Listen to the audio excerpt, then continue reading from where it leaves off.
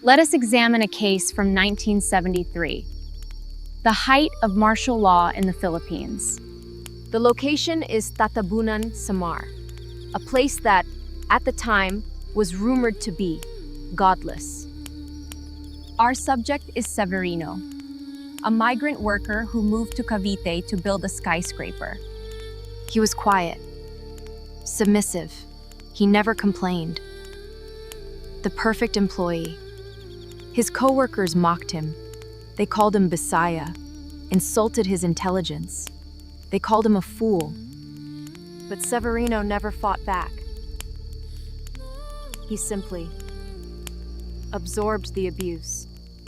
Now ask yourself, is this extreme patience? Or is it the behavior of a predator waiting for its time? His behavior caught the eye of the project manager, Manoy Kulas. Severino was promoted. They became friends. But notice the dynamic: the powerful city boss and the humble provincial worker. Manoy Kulas thought he found a loyal dog. He didn't know he was petting a wolf. The building was almost finished. Severino decided it was time to return to the province. He told his friends this was the last time they would see him. A definitive goodbye. Manoy Kulas called him to the office. He was drinking. Alcohol often fuels the worst decisions in horror history. Severino refused to return to the city. He said he had a farm to tend to in Tatabunan. Here is the turning point. Kulas insisted on driving Severino home. He wanted a memorable goodbye. Memorable? Oh, it would be memorable. But not in the way he thought. Severino tried to save him. He warned him, "You don't know what kind of place I am going to." He stared at him seriously. This was the monster peeking through the human mask, saying, "Stay away." But Kulas was drunk. He dismissed the warning. He forced 4 other friends to join the trip. And just like that, 5 innocent men signed their own death warrants. They arrived in the town of Samar at 4 p.m. But getting a ride to the barrio proved impossible. Every driver refused. Why would an entire town be terrified of one specific village? What kind of reputation earns that level of silence? At 6 p.m., Severino's father arrived. He didn't bring a jeep. He brought 2 carabaos with sleds. But look closer at the father. In his hand, he gripped a black dagger. He never put it down. Not to shake hands, not to guide the animals. If you were a guest, wouldn't you find that hostile? They rode the sleds into the deep woods. The deeper they went, the heavier the air became. Severino whispered a warning. This is a godless barrio when darkness falls.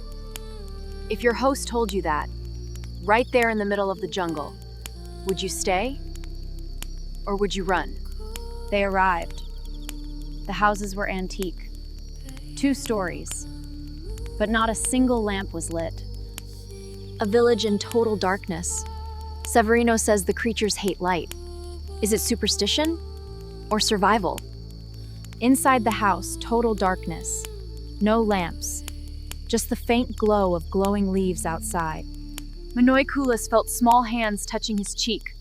The cold, damp hands of a child. But there were no children there. He chose not to look. He squeezed his eyes shut.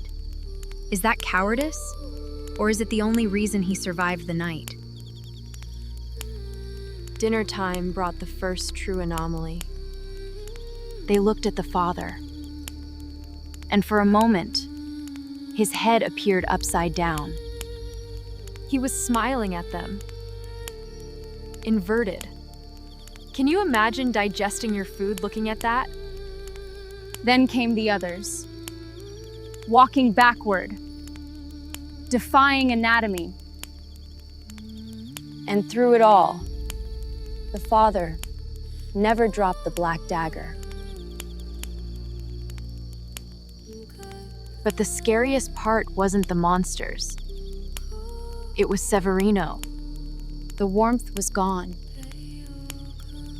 He looked at them like cattle waiting for slaughter. Day 5. They cornered him in the fields. They demanded the truth. Severino didn't speak. He just pointed to a hut at the edge of the farm. He told them, "Whatever you see inside, do not speak of it outside." Even from a distance, the smell hit them, rotting meat and something metallic. Severino opens the door. And this is the moment curiosity kills the cat. The smell hits them first, not just decay, but lanza, the metallic scent of fresh blood mixing with rot. Inside, people tied up, bathed in their own blood. It wasn't a house. It was a pantry. Skeletons, carved alive. Imagine seeing your future fate staring back at you from a pile of bones. They ran. Finally, a smart decision. But running while vomiting? That is pure primal terror. And Severino? He watched them run, and he smiled. That is the face of a monster enjoying his toys. Then comes the twist. He tells Manoikulas, "You are alive because I like you." Think about the psychology. He thinks he's a hero. My dad wanted to eat you, but I said no. Pure narcissism. He admits it openly. We don't kill you because we fear you. We spare you so we can do whatever we want. Fear is their currency. They let Manoy live to spread the story, to keep the legend alive. Severino even offers a demonstration. Come to my room tonight. Watch us transform. It's a freak show. And Manoikulas? He agrees. He stays. The stupidity of this man is actually impressive. 11 p.m. They go to the room to watch. Why? Because human curiosity is a suicide wish. They see the father. Shadows consume his body until only his eyes remain. Pure, distilled predator. Severino explains their biology. They aren't Yangao. They don't infect others. They are a purebred bloodline. He claims they are clean eaters. They don't betray friends. Oh, how noble. Ethical cannibalism? Manoy asks if Severino is a monster too. Severino laughs. A fruit doesn't fall far from the tree. He almost turns right there. Red eyes. Why? Because he enjoys terrorizing them. It's a power trip. Midnight. The father returns with a victim. Slits the throat. Stabs the chest. Takes the heart. They watched a murder. And they did nothing. That guilt is heavier than any fear. They left the next morning. They swore never to return. But did they really escape? You can leave Samar. But the image of an inverted head smiling at you, that lives in your brain forever. This concludes the case of the godless Barrio. Be careful who you hire. Okay guys, real talk time. The scariest part wasn't the monster. It was Severino. You know how they say, it's always the quiet ones? And Manoikulas?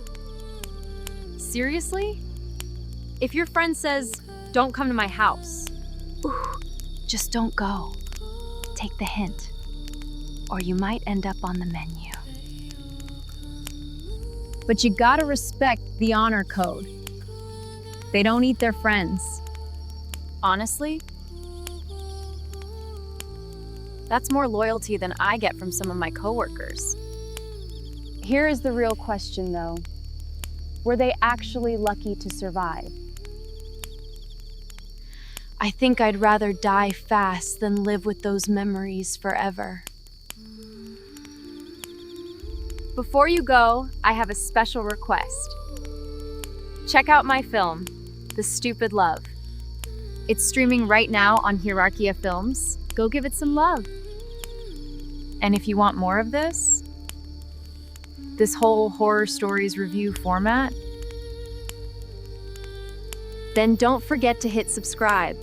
Join the crew. I'll see you in the dark. Until the next one.